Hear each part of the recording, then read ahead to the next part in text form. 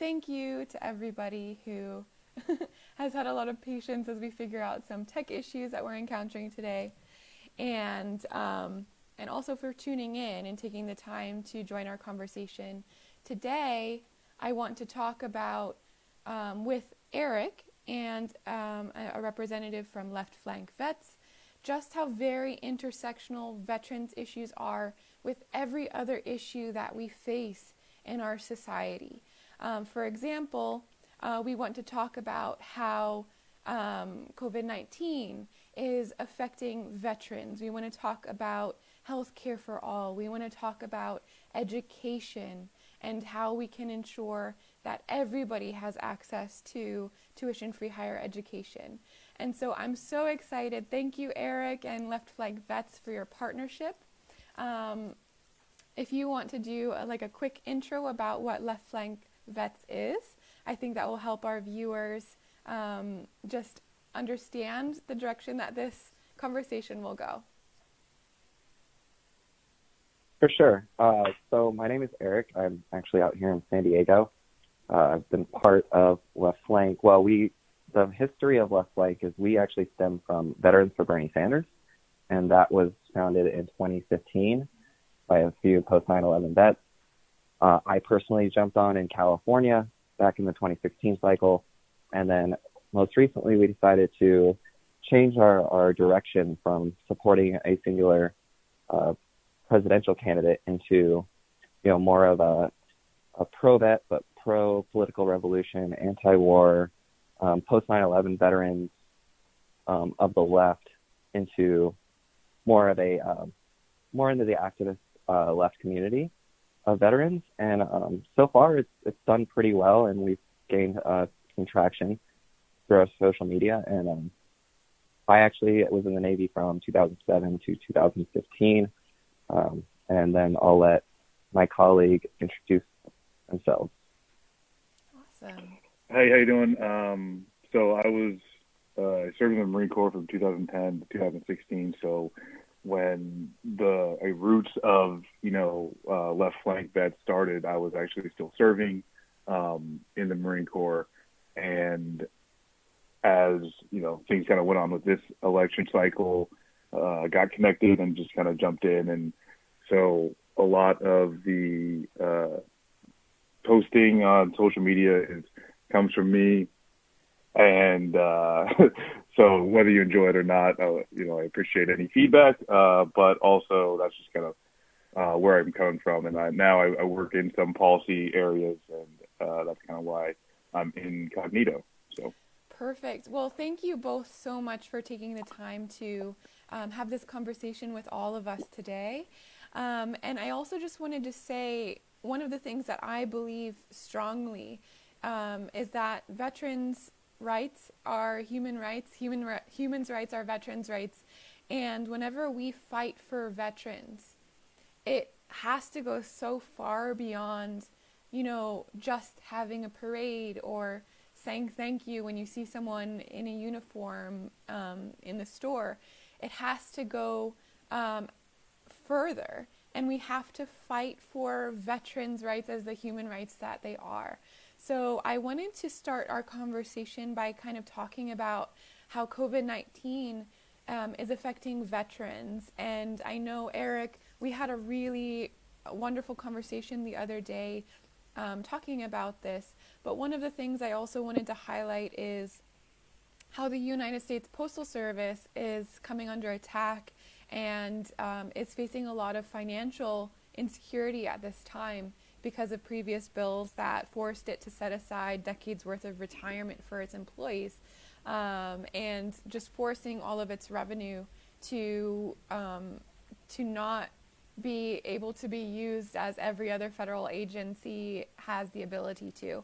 So COVID-19 is really affecting a lot of businesses across the United States, and because the USPS is in such a niche category of being pushed towards privatization and has this very specific special requirement, it is being affected much more strongly than any other federal agency at this time.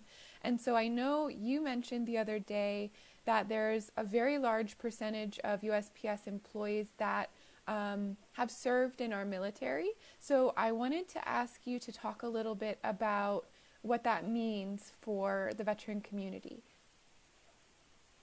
Yeah, and that's a really good topic for a lot of the listeners who don't really understand what you were talking about earlier. It's like the intersectionality between, the civilian workforce and the veteran workforce, where you have entities like the USPS, federally funded, that has 613,000 employees. 18% of those are veterans.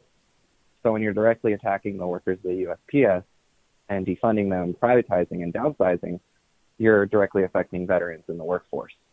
So when we talk about like workers' rights, you can also talk about veterans' rights and how when you're attacking these workforces, it actually does affect us in a way. And if any community knows about privatization of their services, it's us. I mean, they've been trying to privatize the VA for decades. Not successful so much, but they keep trying. So they're doing the same thing with the USPS. They're taking funding away and then making them look bad and blaming them for their failures, opposed to funding it and expanding it. Yeah, definitely. Thank you so much for going into that. And so whenever we're fighting to save the USPS, we are, just as you mentioned, and how intersectional all of this is, we're fighting for veterans that depend on that for their income. And you brought up the VA, which I know my good friend Isaiah James, who's running for Congress in Brooklyn, brings up just how important the VA is and the healthcare, life-saving healthcare and mental health care that he's received from them. And whenever we talk about Medicare for All, I know that's a huge part of my platform, but would you like to talk a little bit about what Medicare for All would mean for the veterans community, and also kind of distinction between VA care and what Medicare for All would look like in your ideal platform and policy? So one thing, I just want to say one thing, and then I'll pass it over to my colleague who's really knowledgeable about VA and Medicare for All, especially like regional centers and transferability of workers and things like that. But what I want to get forward with, like socialized medicine and how we talk about that and that messaging is the VA is the second largest socialized medicine entity in the United States after Medicare. And one thing I get frustrated watching, presidential debates or just congressional debates is when they're asked about Medicare for All, they don't talk about things like the VA and, how the great care that they've provided. At least for me, the VA helped save my life through their rehab program in 2014. And so they had a bed open up and it was completely free. I have free mental health therapy sessions every week. And that's something that I want everyone to have. Now I'll pass it over to my colleague to talk about Medicare for All and the VA and how that kind of ties into each other. Thank you so much. And I really appreciate you sharing your personal story as well, because it's so important to understand just how specifically all of these issues impact veterans who are everyday people just like us.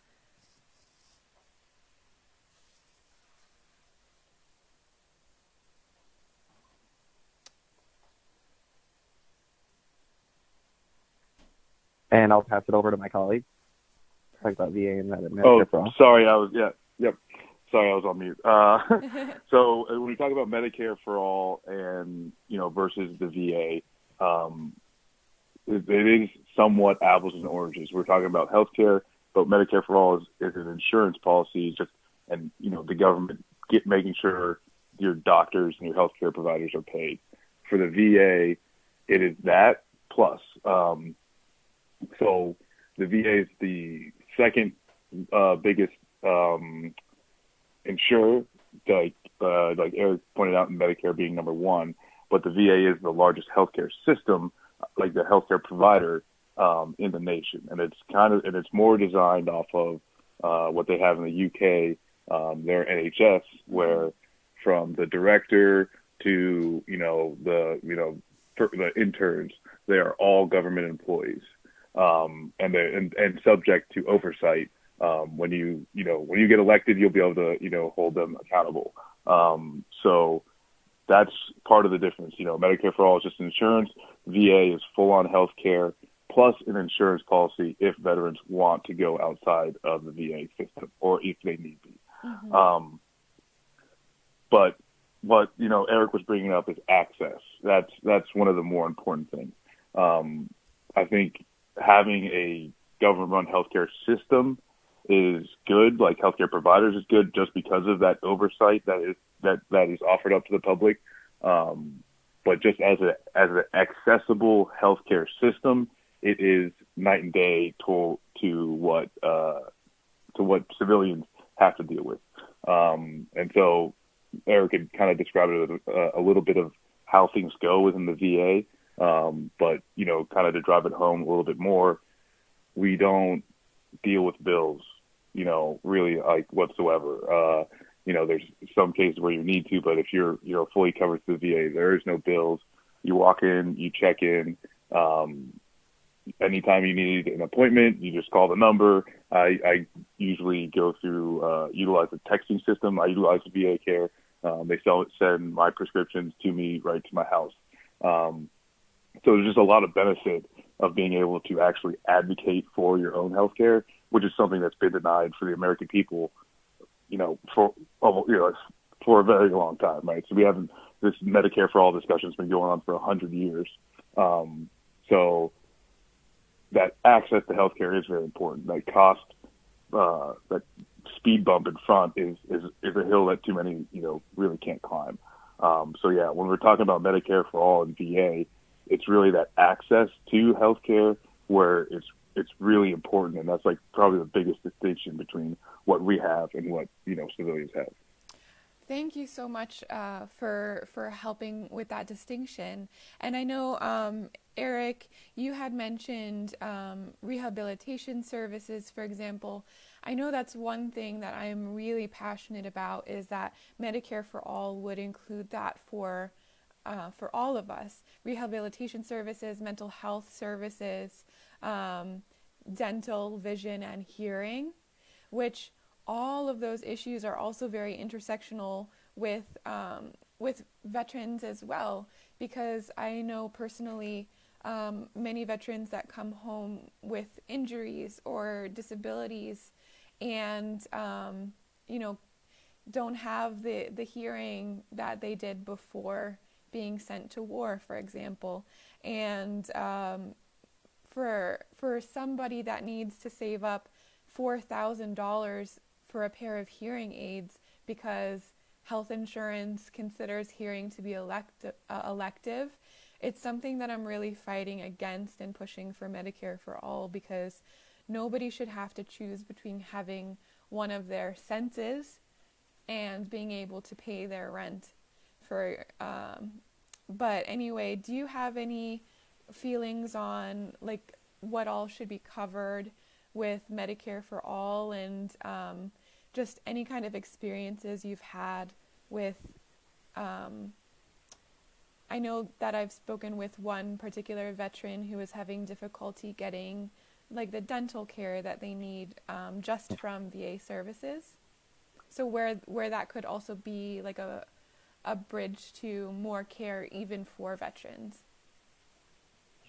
I think that's actually like the perfect. Oh, sorry. But I think that's like a perfect, really snippet, because those three things, vision, hearing, and dental, are the things that would have expanded for Medicare over, under the Bernie Sanders Medicare for all plan. But you're right, dental isn't included, and that's one of the last things that the VA really needs to, in our opinion, needs to cover down on. But you're right, when it comes to hearing and vision, that's something that the VA does cover, mm-hmm. and it is exponentially cheaper.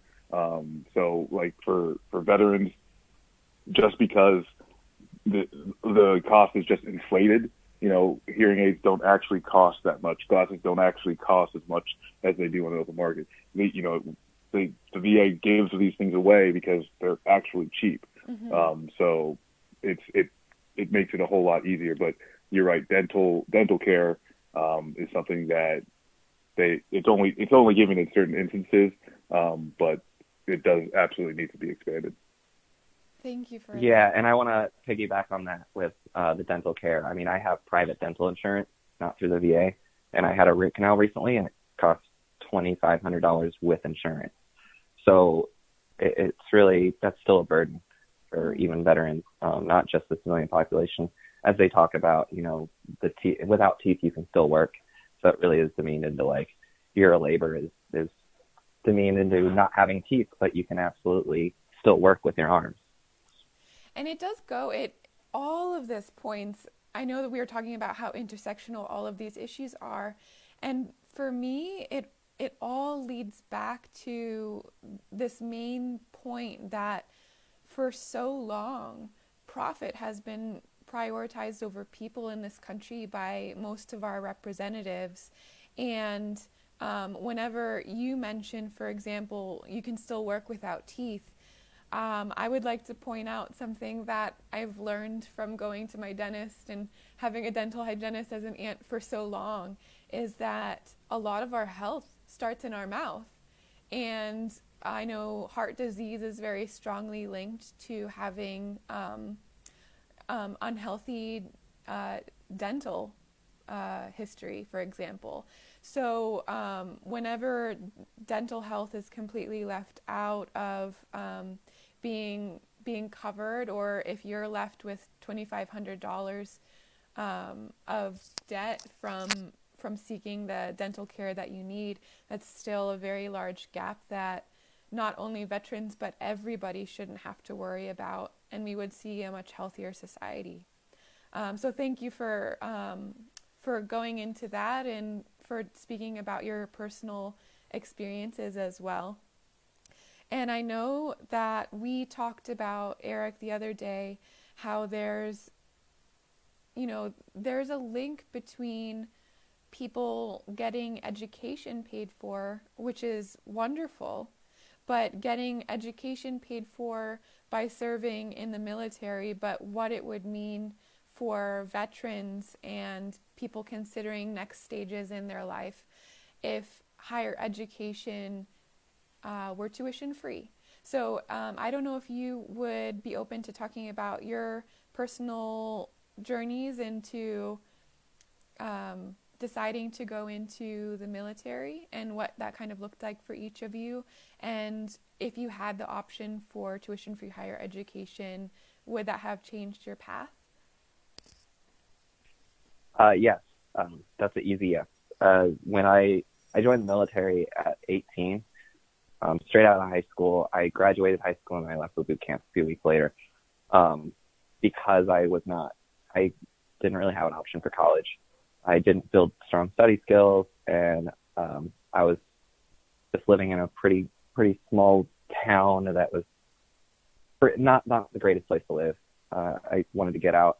Low income family. It's called the school to military pipeline. I know a lot of people talk about the school to prison pipeline and criminal justice side, but if it's not jail, it's military for a lot of people. And that's where, I'm sure we'll be talking about like the marginalized communities that the military preys on. And I was part of that community. And if I had the option of tuition-free university, I probably wouldn't have joined. Or if I had option for healthcare, because when you join the military, you're in this, you're getting 3 meals a day, you're getting a guaranteed roof over your head, you're getting free medical care, including dental, while you're active duty, and you're getting college out of it. But I don't think, my personal opinion is you shouldn't have to suffer mental health or physical injuries or possible death for free college. Mm-hmm. And I think one of the biggest anti-Medicare for all and anti-tuition free university entities are the military, because they would lose recruiting based on these factors. And so if you were to give us all of these universal programs coming out of high school and the opportunities, the military would not have the ability to prey on low-income communities like they do. And Omar can talk a little bit about that too. Sorry. Yeah, so for me, I I think I'm more of a product, at least like me joining the military is more of a product of like just general propaganda.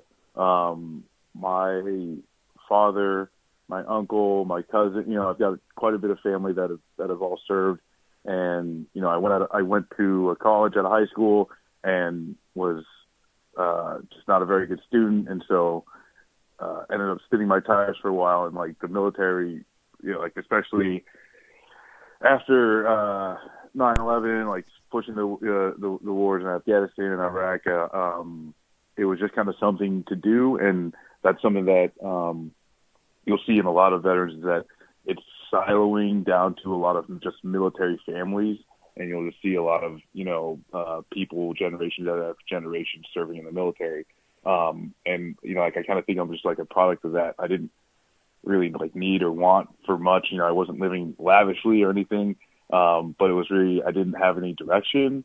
And since my dad was in the Army, I said, why not? There is some distinctions. My dad was in a position that actually taught him the skill. I joined the infantry in the Marine Corps, so there's definitely like experiences may vary, right?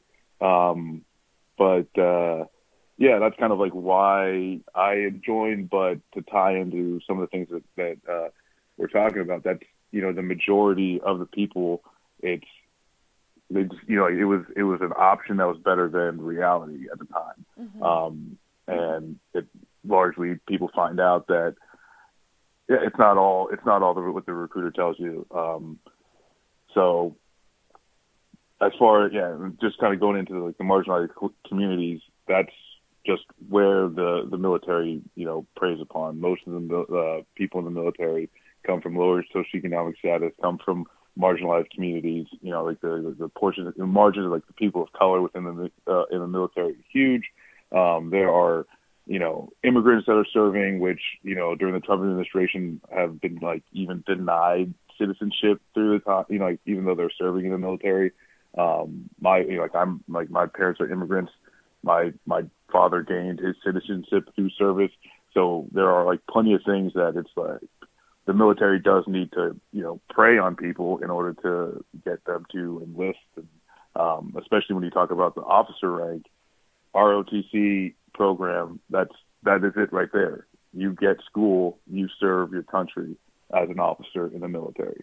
So you could look at the officer ranks as, people who literally did the 1-for-1 swap school for military. So, yeah. And I want to hit that real fast. That's the new recruiting tactic too, going after student debt. So when we talk about eliminating student debt, which we should absolutely do, the military recruiters are now pulling 28 to 30-year-olds who are drowning in student debt from their bachelor's degree into the military with the promise that they'll take care of those student loan debt. So, we have a lot of people who just are struggling to pay the bills because of a $700 student loan payment every month. Yeah. And the idea of the military paying for that is a pretty good. I have friends right now who are texting me saying, hey, what should I do this? Should I go into the military? I need to take care of my student loan debt. And that's why a bill forgiving all student loan debt is so important, but also going to get a lot of pushback from the military industrial complex. Yeah, and again, it's just every subject we talk about, and thank you for helping to highlight this, is education policy and healthcare policy. Every single issue that affects society at large is a veterans issue. And you also brought up how you come from an immigrant family, and you've talked about how you've seen people not get immigration status after serving. So again, immigration policy is a veterans issue as well. And so whenever we fight for the people over profit and the people over complexes like the military industrial complex, we are helping veterans as well. So thank you for continuing to highlight that. And I know we had talked about like how immigration issues, like people do that track because of seeking citizenship, for example. Do you see a lot, like, is there a large percentage of people that you see just not get the status that they're promised? I see it. And this is like anecdotally. I don't know the numbers on that, but I've served in units, yes, where members were denied citizenship, for one reason or another, and also I've just been connected with still connected with Marines that like I have a friend that one of his Marines could not deploy because of his immigration status, which was like absolutely crazy to me. But yeah, yes, there are military members that cannot. And for just immigration, like deported veterans is a big issue, right? Where I live in San Diego, down here in Tijuana, right across the border, there's 2 deported veterans houses that house veterans who were deported, and they take them in and they just keep fighting it, right? So Governor Newsom and some local reps out here in San Diego have been really fighting this fight for a long time of getting deported veterans their status back. And the argument that you see mostly about not getting them back is, oh, they had a DUI after they got out, so they're criminals. And that's the thing, they still served, and a lot of them saw combat for the U.S. military, and yet they're discarded because of a minor infraction on their record, and they're sent out. And of course, the current administration is going to take advantage of that all they can. They see a DUI on your record, they're going to try to get you out. And this is something that the military has fought for a long time. This is not just with this administration. I want to point that out. This has been going on for deported veterans. It's going on for a long time. And it really just comes down to, you have people getting out of the military with mental health issues, with trauma, with injuries, and because of their immigration status, they cannot be taken care of, and they're deported, or they get a misdemeanor and they get deported, and now they're stuck without the health care that we feel they deserve. Absolutely, and it's a promise that multiple administrations have failed to keep, and you're so right that this is not a partisan issue. It's that so many representatives and so many administrations have failed this entire community and I think it does tie into kind of this propaganda messaging that you brought up is we see patriotism as just like going up to people in uniform and thanking them and having parades, but we forget about taking care of veterans after they've served our country very bravely and put their lives on the line, and to deport them and deny them the care that they deserve is really infuriating to me. So thank you for highlighting that. And one of the other things we talked about the other day, Eric, is kind of inflated military budgets. And I know on my end, going after inflated military budgets and saying that we shouldn't be spending all of this money on the military industrial complex sometimes can be turned into an attack about how you're anti-military, and I actually very strongly disagree. And we talked about how a lot of the military budget doesn't even go towards people like yourselves that have served the country. It goes towards contractors. So I don't know if you want to go into a little bit more detail about that, but just kind of highlighting that increasing the military budget is just feeding this for-profit industry rather than helping veterans who have served our country. Yeah, so the military budget is obviously inflated. I think most people know that on the left. One thing that doesn't get talked enough about when we talk about, like, the question, how are you going to pay for it? No one ever responds, well, you never ask that about the war in the Middle East, the wars, the endless wars. You never ask that about the largest military budget in history, but you'll ask it for social programs. Mm-hmm. You'll ask it for tuition for university, college debt forgiveness, or student loan forgiveness, and these just it's a problem, and I think messaging is important with this. But yeah, $727 billion was the last budget. I could be off on those numbers, but it was very high. It's some 740 or something. And a lot of that goes to contractors.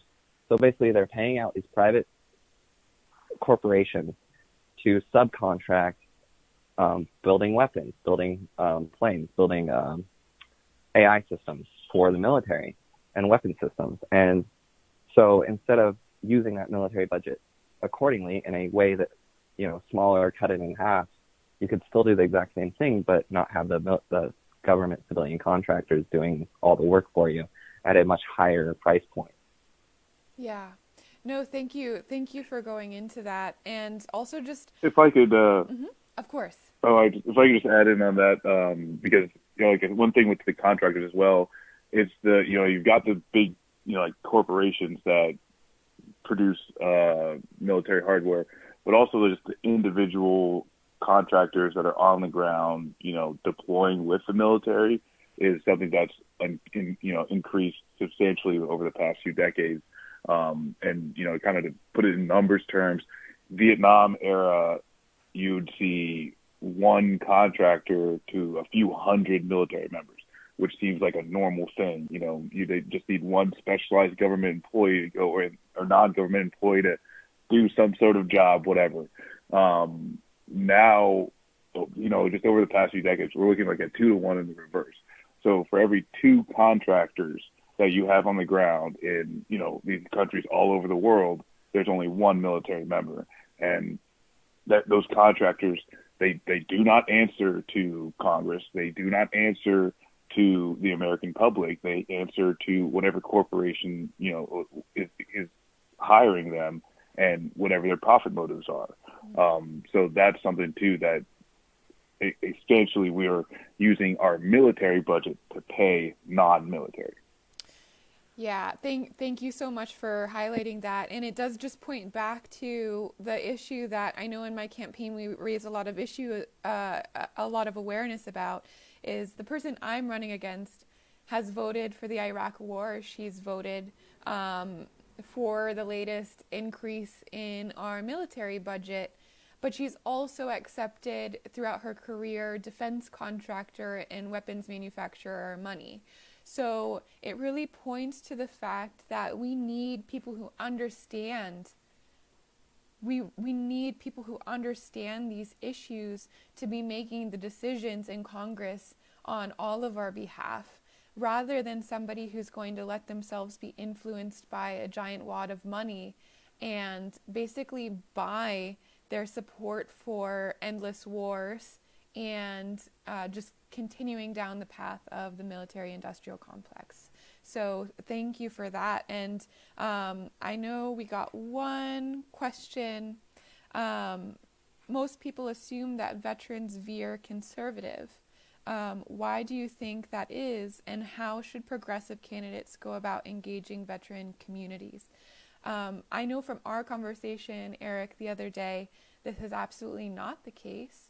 And I would love to continue to build this partnership and understanding with the veteran community so that I understand very personal situations and personal issues and how I can best advocate for the community in the way that is most helpful. But if you wanted to kind of talk about, I know left flank is not veering conservative, but what kind of... I can actually answer where that stereotype comes from. Sure, so there is merit in that, a few decades ago. So Jimmy Carter did cut the military budget quite a bit. It was like one of the first times the military didn't get a raise. And then Reagan actually ran a lot on that and ended up, expanding the budget. And so for, quite a bit of time, this is actually, my dad actually spoke to me about this specifically because regardless of him, still like voting Democrat now, being a, immigrant in the United States, he talks glowingly of Ronald Reagan because he was in the military at the time where Reagan came in and gave him a raise. He did a whole bunch of terrible things as well, but that's kind of where that comes from. It's just kind of carried on. And I think another thing is too is that when we see a lot of these, Trump supporters or what have you, they're a lot of times just the most vocal.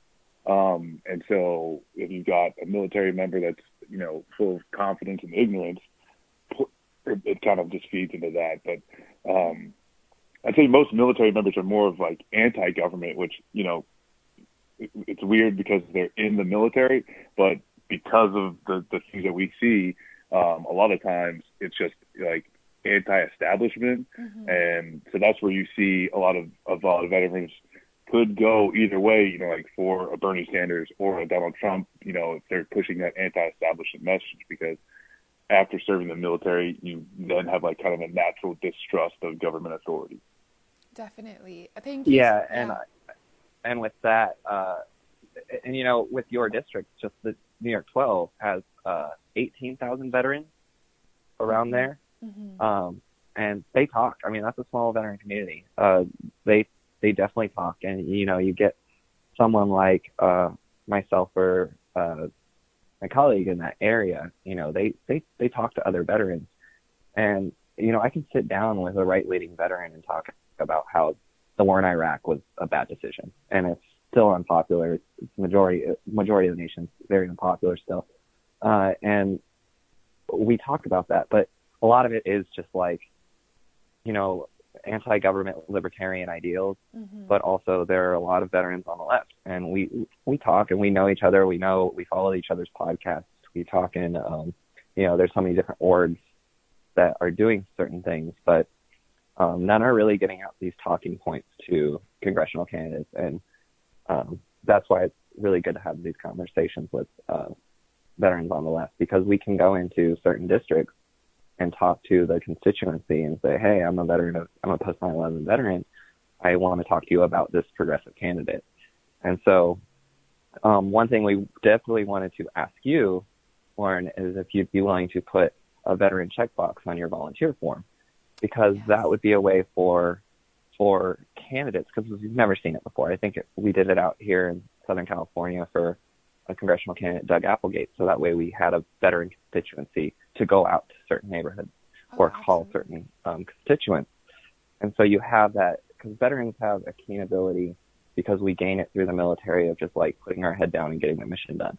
There's no infighting. It's just like, let's get it done, and then we'll argue about it later. And I think my colleague can kind of talk, co-sign on that. It's just we know how to knock doors, or make calls, or just help you with policy and help you understand the military-industrial complex. And so if you have a veteran signing up to volunteer for you, that's a huge thing. And knowing that is just power. It's knowledge is power. Yeah, I would absolutely love to be able to be as accessible and also intersectional. Yes, I want to put that check mark on my volunteer form. So I'm looking at Paul, he's giving me the thumbs up. We're gonna get on that. Thank you for pointing us in that direction. And as far as staying in touch on policy and making sure that I'm advocating in the best way possible, I would absolutely love to do that. So thank you.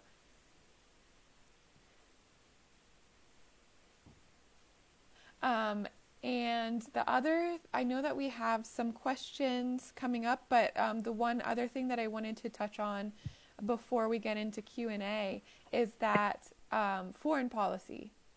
I know that I studied international relations as my undergraduate degree, and I did not learn in my high school education, for example, about our military-industrial complex, about what I call American imperialism as well.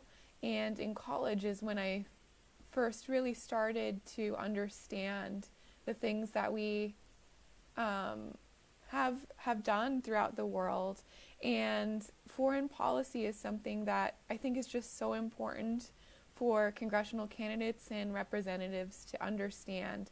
So I know that my personal stance is that we absolutely need to move away from just entering into endless wars so quickly and so easily.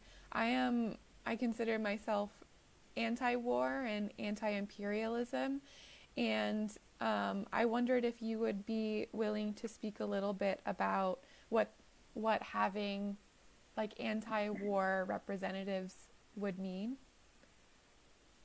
Well, I think you kind of spoke a little bit earlier about the difficulty in that message, right? Of being anti-war and immediately, you must be anti-military or anti the troops, but in all actuality, not sending troops to war or over oil, or what have you.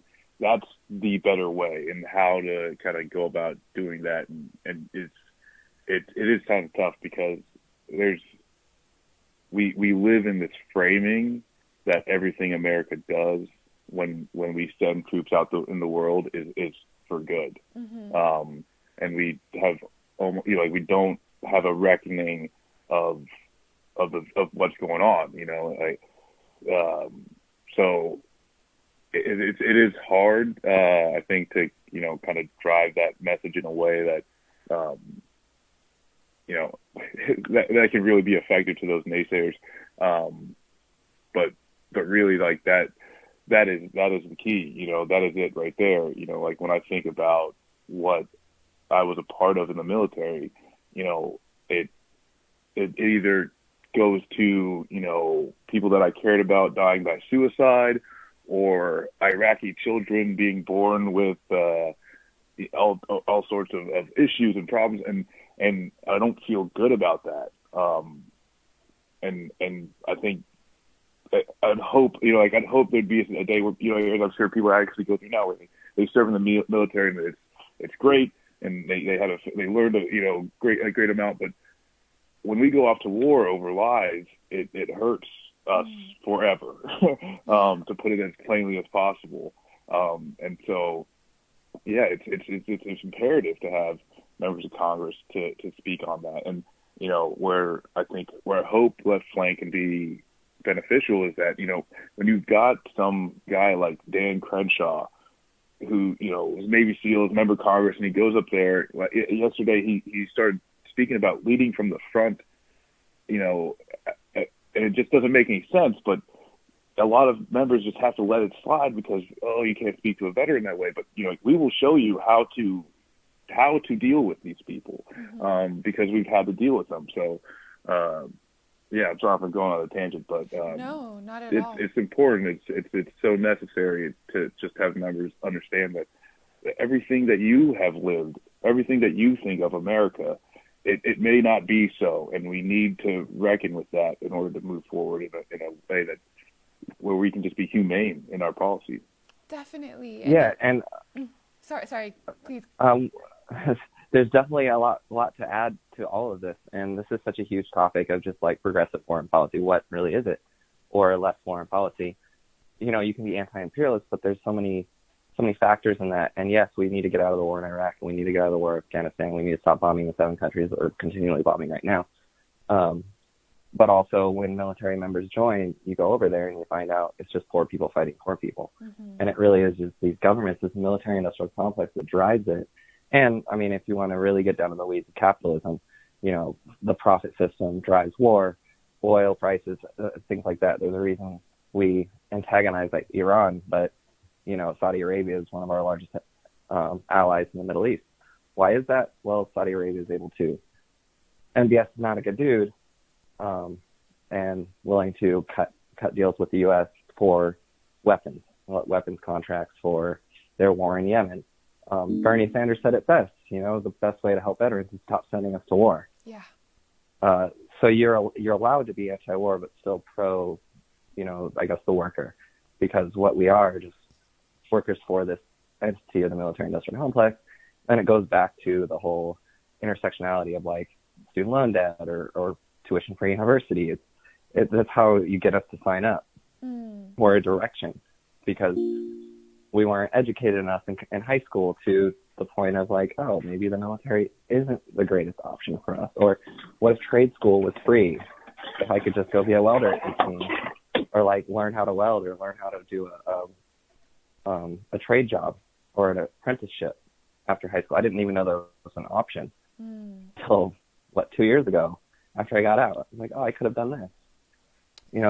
Those are the things they don't tell us. And then, so when we're talking about like a progressive domestic policy, there has to be that tie-in with the progressive foreign policy of the $6.2 trillion that we spent in the Middle East since 2001. So I think my colleague hit a lot of those points too. And this is a long conversation in itself of just like foreign policy, right? Yes, absolutely. And then how that ties in locally. Yeah, and if I can like add one more thing to this, like I think what we're hitting on is just the lack of a coherent foreign policy message from the left, even from just Democrats in general. That's just something that's lacking. We know how Democrats feel about healthcare. We know, or the left feels about healthcare. We know how Democrats and the left feel about education. But in like the Green New Deal, X, Y, and Z, foreign policy is something that's not fleshed out, which it really needs to be. It's not good enough to say we need to end the wars. We actually need to be talking about how do we do that, and it's not through sanctions. It's actually through going to the table, meeting with meeting with people that you do not agree with, meeting with our enemies. It goes through that route, which is a harder route because those same naysayers will, you want to sit with the enemy, blah blah blah blah. But that's kind of where I think the Democrats and the left are just missing a huge gap in policy overall because of the amount of money that we spend on foreign policy.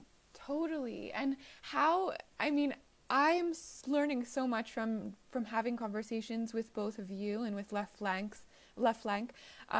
But I just feel like if every single representative sat down and spoke with veterans who have served and who have come home and experienced life after the military, if every single representative just had these real conversations, I think everything would look a lot different. But I think so many representatives let themselves be influenced by all the money coming at them from capitalism and for-profit industry seeking more profit, and also consultants that have never served and have nothing to do with the military advising on foreign policy. So I'm just so appreciative of both of you and Left Flank as a whole, just being open to having these conversations with us as candidates and educating the public through live streaming today, for example. So I just want to take this opportunity to thank both of you and Left Flank for your partnership. And I think we have one question. Paul, do we have any additional that came in? The only additional question was to go back to single-payer rate setting, talking about the VA and how prices are set there versus in the private world. Oh, okay. What we can learn from that. Yeah, so we got a question about how we would determine rates with Medicare for All, because whenever you are seeking care through the VA, there are certain costs that are already determined, and it's very clear what you'll end up paying and what those prices are. So would we kind of look at VA care as a starting point of what that would look like overall, or do you have any ideas about how rate setting would start off, or what it would look like with Medicare for all of us? No, actually, I think that's a fantastic way of doing it, right? Because if you want to look at what's a good base rate for sending a package from New York to California, going to the Postal Service is a good way to because it's just the government is going to get you there, and you're not paying for the CEO's yacht if you go through the Postal Service. Same with the VA. You're not paying for the CEO's yacht if you go through the VA. So it's a more natural, cost for how much does it take to pay doctors to do these procedures and X, Y, and Z.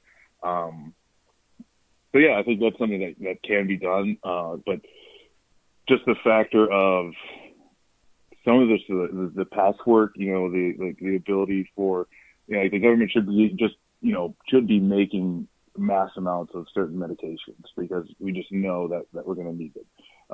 That's something that doesn't happen. That would drive down costs quite a bit.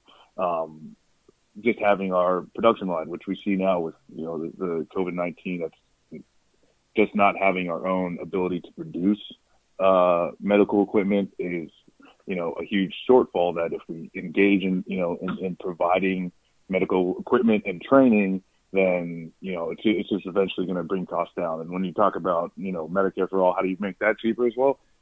Giving college education for free, because becoming a doctor is insanely expensive.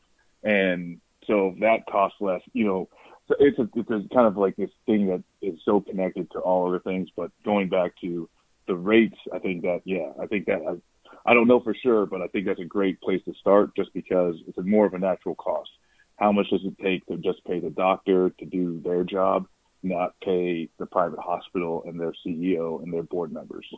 Wow. It just all goes back to just how overlapping every single one of these issues is. And you hit the nail on the head by saying tuition-free higher education would make healthcare cheaper, because I know a lot of doctors who have said to me, I don't know if I'm for Medicare for all because I have 6 figures of debt to pay off for the rest of my life.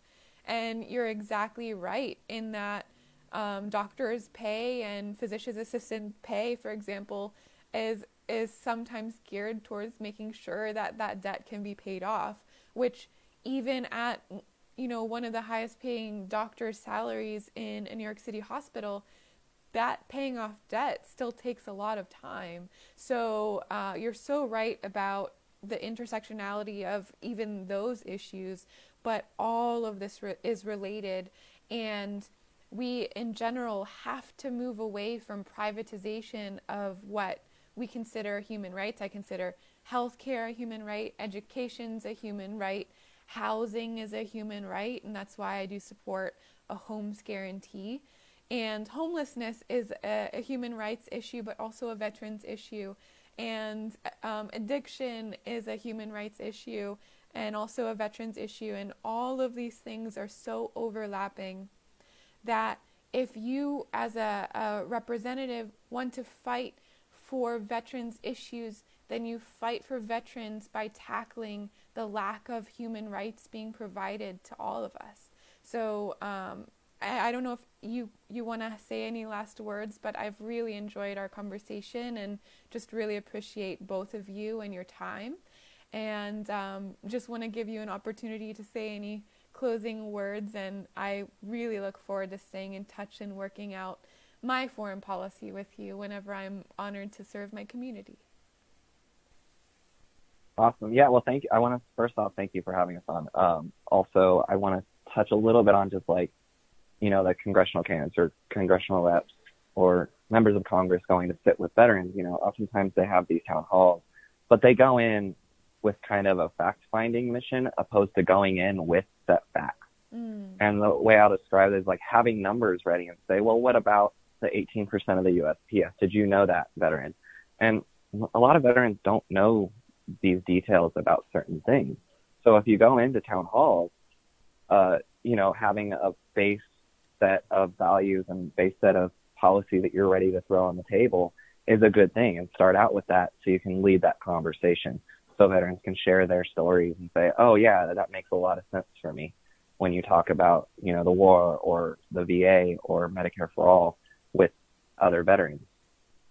Because you can walk into a VFW and you'll meet someone like me and my colleague, but you also meet like a old conservative veteran who's just a Trumper, right? So you never know who you're going to get in these town halls. And sometimes it's good to have a base of knowledge and go in prepared. And that's what I'll say for any congressional reps that are asking is, go in with numbers. Yeah, absolutely. Thank you for that. And I just feel very fortunate to know you both, because it's exactly right that these are the kind of conversations that we need to continue to have, and all representatives should really be having. Thank you. Yeah, if I could just close with, thank you for having this call.